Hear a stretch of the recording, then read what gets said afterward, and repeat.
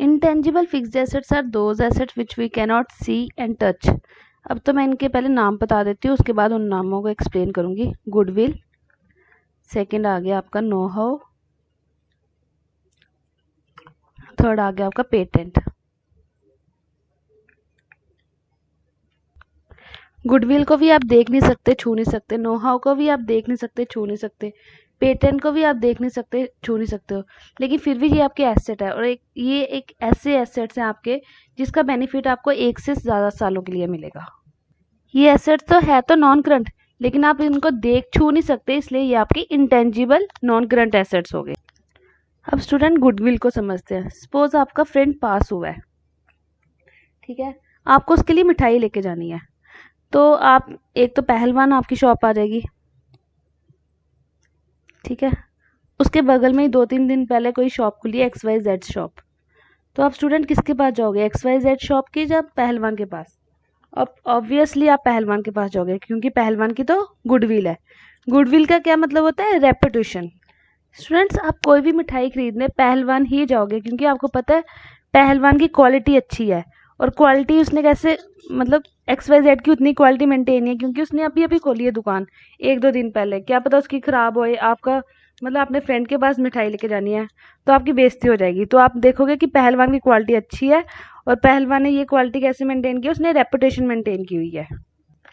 इतने सालों से पहलवान काम कर रहा है, इसी वजह से पहलवान has been able to build a reputation. तो स्टूडेंट्स, गुडविल होता क्या है? Goodwill is self generated reputation of any organisation, जिसकी वजह से कोई भी कस्टमर है वो उस ऑर्गेनाइजेशन की तरफ अट्रैक्ट होता है। स्टूडेंट, जैसे आप ऑटोमेटिकली पहलवान की तरफ अट्रैक्ट हो, क्योंकि रेपुटेशन अच्छी किसकी है, पहलवान की, ना कि XYZ की, क्योंकि आपको पता ही नहीं है, ये अभी तो खुली है, तो आप कहोगे क्या पता कैसी हो मिठाई, आपने फ्रेंड के पास लेके जानी है, अच्छी है भी है कि नहीं है। तो गुडविल स्टूडेंट क्या हुआ, एसेट हुआ। एसेट क्यों है? क्योंकि उसकी वजह से उसकी दुकान पे कस्टमर आ रहे हैं, कस्टमर आ रहे हैं तो उसकी वजह से उसको फ्यूचर इकोनॉमिक बेनिफिट हो रहा है। स्टूडेंट्स, गुडविल की वजह से हमें इकोनॉमिक बेनिफिट हो रहा है, और 1 से ज़्यादा सालों के लिए हो रहा है, इसलिए ये हमारा हो गया नॉन करंट एसेट्स। अब देखते हैं हम know how. Suppose student XYZ ने भी सेम इंफ्रास्ट्रक्चर लगा दिया जैसा पहलवान का है, सेम टेबल लगा दिए, चेयर्स लगा दिए, इंफ्रास्ट्रक्चर सेम वैसा डेवलप कर दिया, डोर्स लगा दिए, फॉल सीलिंग जैसा पहलवान का सेम वैसा कर दिया। बट स्टूडेंट, जो पहलवान की मिठाई में टेस्ट है वो क्या XYZ की मिठाई में टेस्ट होगा? नहीं होगा, क्योंकि जो, मैं ये नहीं कहती कि इसकी मिठाई गंदी होगी ज़रूरी, क्या पता अच्छी हो, बट वैसा टेस्ट नहीं होगा, क्योंकि जो पहलवान के एम्प्लॉयज़ है, जो वर्कर्स है, जो खाना बना रहे हैं वहाँ पे, उनके पास एक स्पेशल स्किल सेट है। क्या है? Know how, special skill set है। दे नो स्टूडेंट्स कि how to make a particular product, उनको पता है कि कैसे हमें उनको एक अच्छा प्रोडक्ट बनाना है। नो हाउ इसी को बोलते हैं। उनके पास स्पेशल स्किल्स हैं, उनको पता है how to make a particular product, know how. Third one is your patent. Patent क्या हुआ स्टूडेंट्स? सपोज आपने कोई सॉफ्टवेयर बनाया या कोई प्रोडक्ट बनाया, तो आपको डर है कि ऐसा सॉफ्टवेयर या कोई प्रोडक्ट आप कोई और ना बना ले, वो आपकी पर्सनल प्रॉपर्टी होगी। सपोज आपने अपने फ्रेंड को बताई वो वाला सॉफ्टवेयर, आपके फ्रेंड ने सेम कोडिंग शोडिंग करके वैसा सॉफ्टवेयर बना लिया, और वो मार्केट में बेचना शुरू हो गया, आपको तो रेवेन्यू का लॉस हो गया ना। तो आपको अगर ये चीज़ का डर है कि ऐसा सॉफ्टवेयर या ऐसा प्रोडक्ट कोई और बंदा ना बना ले, तो आप क्या करोगे, सरकार से इस चीज़ के ऊपर ठप्पा लगा लोगे, पेटेंट करवा लोगे कि इस टाइप का सॉफ्टवेयर या इस क्लासिफिकेशन जो भी है, तो कि कोई और ना बना सके, वो आपकी पब्लिक प्रॉपर्टी ना बने, प्राइवेट प्रॉपर्टी ही रह जाए। तो उस चीज़ को बोलते हैं स्टूडेंट पेटेंट। पेटेंट भी आपका क्या हो जाएगा, intangible non current assets. First आ गया गुडविल, गुडविल क्या होगी, रेपुटेशन, नो हाउ क्या होगी, skill set, third one is your patent. Student, non current assets हमारा कंप्लीट हो गया है, जिसका बेनिफिट हमें 1 ईयर से ऊपर मिलता है, उसको नॉन करंट एसेट बोलते हैं। अब हम देखें करंट एसेट्स। करंट एसेट्स हमने पहले भी पढ़ा था, जिसका बेनिफिट हमें 1 ईयर के विद इन मिलेगा, तो उसे हम बोलेंगे current assets. Student, current assets की हम एक एग्जाम्पल लेते हैं, उसकी भी एक बना लेते हैं। 1 अप्रैल 2019, 31 मार्च।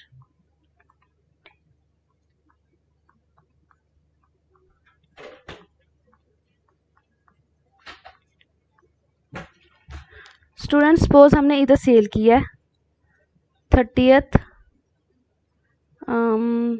31 दिसंबर को हमने सपोज सेल किया है 2019, तो हमने सेल किया है, डेटर क्रेडिट पे सेल किया, डेटर टू सेल, हम एंट्री पास करेंगे। तो ये डेटर है, उसने हमें मतलब कमिटमेंट कर दिया है कि वो हमें 1 फेब को पेमेंट कर देगा, 1 फेब 2020 को पेमेंट कर देगा। तो अब हम 31 मार्च को जब हम अपनी वो बनाएंगे, फाइनेंशियल पोजीशन देखेंगे,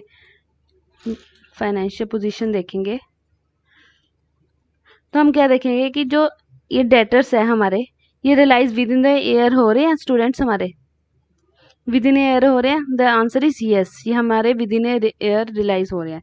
इसका बेनिफिट हमें 1 साल के अंदर अंदर मिल रहा है। तो ये हमारे क्या हो जाएंगे, करंट एसेट्स हो जाएंगे स्टूडेंट, करंट एसेट्स हो जाएंगे। जिसका बेनिफिट हमें विद इन ईयर हो रहा है तो वो हमें करंट एसेट्स क्लासीफाई करेंगे। स्टूडेंट एक एग्जांपल होगी प्रीपेड एग्जांपल, दूसरी ले प्रीपेड एक्सपेंसेस, प्रीपेड एक्सपेंसेस, ये भी स्टूडेंट हमारा करंट एसेट्स होता है। एक्सपेंस, इसका भी मैं लेती हूँ टाइमलाइन 1 अप्रैल 2019 2020। स्टूडेंट ये प्रीपेड एक्सपेंस, इसमें लेते हैं हम रेंट, ₹1000 पर मंथ हमारा रेंट है, ठीक है। तो हमने क्या किया, महीने का 1000 रेंट है, तो साल का कितना रेंट हो गया, 12000। हमने 30 जून 2019 को हमने पूरा 12000 रेंट पे कर दिया। हम ये सपोज करेंगे कि जो भी ये जून तक कितना है, अप्रैल मई जून, 3 महीने का रेंट हमने एडवांस में पहले ही पे कर दिया हुआ है 3000, और 30 जून को हमने 12000 और रेंट पे किया हुआ है। ये 9 मंथ का हमने इधर पे कर दिया हुआ है, और 3 मंथ का एक्स्ट्रा हमने पे कर दिया हुआ है।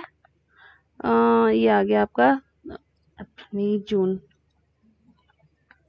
30 जून। सुनिए ना, एक बार मैं फिर से बताती हूँ, मतलब हमारा मंथली रेंट है 1000, ठीक है। हमने 1 अप्रैल से 30 जून तक पहले ही पे कर दिया 3000, उसका कोई इसमें जिक्र नहीं होगा। अब 30 जून को मैंने 12000 का रेंट और पे कर दिया है, 30 जून को पे किया, मतलब 1 जुलाई से लेकर जो 12000 का रेंट है मेरा, 1 जुलाई 2019 टू 30 जून के बीच हमारा 12000 का रेंट जा रहा है। 30 जून 2020 के बीच हमारा 12000 का रेंट पे हो रहा है। सो 31 मार्च 2020 को हम अपनी पोजीशन देखेंगे। हम क्या देखते हैं कि हमने 3 महीने का रेंट है जो एडवांस में पे कर दिया हुआ है, तो इसका बेनिफिट हमें 1 साल के विद इन हो रहा है। 30 सॉरी, इसका बेनिफिट हमें स्टूडेंट 31 मार्च, इसका बेनिफिट हमें 1 ईयर के विद इन हो रहा है, बेनिफिट की नहीं हो रहा। हम 31 मार्च 2020 को देखेंगे कि जो प्रीपेड एक्सपेंस हमारा है 3000 का, उसका बेनिफिट हमें 1 ईयर के विद इन हो रहा है। तो जो हमारा 3000 का आ रहा है ना इधर प्रीपेड एक्सपेंस, तो ये हमारा किस में क्लासीफाई हो जाएगा, करंट एसेट्स में आ जाएगा। ये हमारा कि हमने 3000 का रेंट 3 मंथ के लिए एडवांस में पे कर दिया हुआ है। स्टूडेंट ये 2 एग्जाम्पल हमने ले ली करंट एसेट्स की, एक ली हमने डेटर की, एक ली हमने प्रीपेड एक्सपेंस की। अब स्टूडेंट्स थर्ड वाला एसेट हमारा है फिक्टिशियस एसेट। स्टूडेंट ये हमारा नाम का ही एसेट है, ये हम आगे जाके इसको फर्दर वो करेंगे, एक्सप्लेन करेंगे, बट इसमें कुछ ज़्यादा है नहीं है, तो आप थोड़ा समझ लीजिए एसेट्स का क्या है। एक है non current assets, current assets, fictitious asset. Non current assets में मैंने बताया आपको फिक्स्ड एसेट और long term investment. Fixed assets भी 2 पार्ट्स के हैं, टेंजिबल और इनटेंजिबल। लॉन्ग टर्म इन्वेस्टमेंट आपको बताया कि आप किसी भी चीज़ में अगर पैसा इन्वेस्ट करते हैं विद दी इंटेंशन, आपकी ये एक्सपेक्टेशन होती है कि इसका बेनिफिट हमें 1 ईयर से ऊपर मिले, तो उसको हमें लॉन्ग टर्म इन्वेस्टमेंट करते हैं। एग्जाम्पल के तौर पे हमने लैंड ले ली, बिल्डिंग ले ली थी इसमें। और फिक्स्ड एसेट्स हमने देखे टेंजिबल और इंटेंजिबल। टेंजिबल वो होते हैं जिसको हम देख सकते हैं, टच कर सकते हैं। एग्जाम्पल कंप्यूटर हो गया, आपका लैपटॉप हो गया, ये वाली जिसको हम देख सकते हैं और जिसका बेनिफिट आपको पता है 1 ईयर से ऊपर मिलेगा। इंटेंजिबल में हमने ले ली गुडविल। गुडविल हमने देखी रेपुटेशन। नो हाउ देखा हमने स्किल, कि एम्प्लॉयज़ का स्किल कैसे है कि वो प्रोडक्ट बना रहा है। फिर थर्ड देखा हमने पेटेंट। पेटेंट हम ठप्पा लगा लेते गवर्नमेंट से, ये चीज़ हमारी होगी, ये कोई और यूज़ ना करे, ठीक है। तो हमने इसकी एग्जांपल्स भी देखी है। ये सारा जो आपका एसेट्स है ना, जो आज हमने किया है, ये आपको ट्रायल बैलेंस में काफ़ी आपको हेल्पफुल होगा, तभी आज हमने ये पढ़ा है। स्टूडेंट, जो आपके ये है ना करंट एसेट्स, इसका जो अकाउंटिंग ट्रीटमेंट है ये बहुत सिंपल है कि क्या आया आपके पास और उसको हम डेबिट करेंगे, और क्या गया उसको क्रेडिट करेंगे हम। लेकिन जो नॉन करंट एसेट्स है, इसका अकाउंटिंग ट्रीटमेंट थोड़ा सा ही है, ज़्यादा नहीं है। मैं आपको बता देती हूँ। सपोज स्टूडेंट, आपने कोई नॉन करंट एसेट्स में आपने कोई मशीनरी परचेज की है, स्टूडेंट वो मशीनरी आपको पड़ी है 50,000 की, आपने मशीनरी परचेज किया है। अब उधर से घर लाने का आपका एक्सपेंडिचर तो होगा, जो आपने बिजनेस में लाने का, आपको वो कहते हैं लेबर आपको पड़ जाएगी 500 रुपीज़, ठीक है। अब आपने मशीनरी लगानी भी है, इंस्टॉलेशन वो कहते हैं आपको खुदाई करनी पड़ेगी, जो भी होगा, इंस्टॉलेशन चार्जेस भी आपको उसके ऊपर पड़ रहे हैं, इंस्टॉलेशन चार्जेस आपको पड़ रहे हैं उसके ऊपर 1000 रुपीज़, ठीक है। तो आपकी इसकी एंट्री क्या बनेगी, machinery account debit to cash. Student, आप इधर 5000 लिखोगे, द आंसर इज नो। आप इसको ये सारे ऐड करोगे, 50,000 में आप 500 भी ऐड करोगे और 1000 भी ऐड करोगे, ये आपको हो जाएगा 51,500। क्यों ऐड करोगे, जब तक मशीनरी रेडी टू यूज़ होने में जितने एक्सपेंडिचर लगेंगे ना उस मशीनरी के ऊपर, वो सारे आपके उसमें डेबिट हो जाएंगे, एसेट में डेबिट हो जाएंगे, कैपिटलाइज हो जाएंगे मतलब। स्टूडेंट्स, मशीनरी जब यूज़ करने के लिए तैयार हो जाएगी ना, उससे पहले जितने भी एक्सपेंडिचर होंगे, जैसे लेबर हो गई, इंस्टॉलेशन होगी, ये सारे एक्सपेंडिचर आपके कैपिटलाइज हो जाएंगे, मतलब मशीनरी में डेबिट हो जाएंगे, ठीक है। आज की क्लास स्टूडेंट हम इधर तक रखते हैं, कल हम ट्रायल बैलेंस करेंगे। Okay, bye.